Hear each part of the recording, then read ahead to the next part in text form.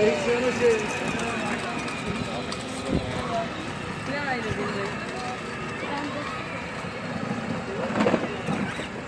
Oraya gitmesin.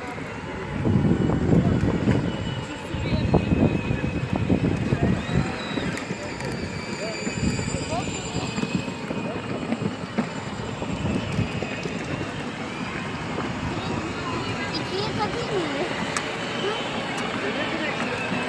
Bak bakayım düz yolda.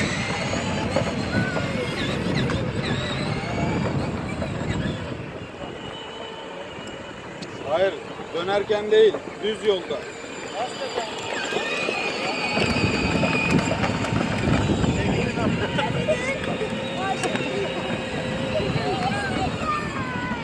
Bas gaza kızım.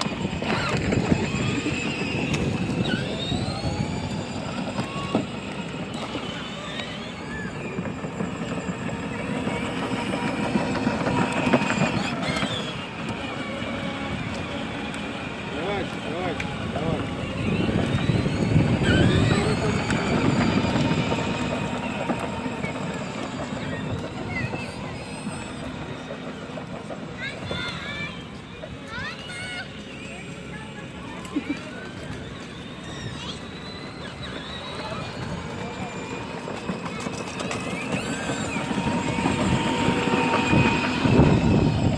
İleriden dön, git, git, git, git.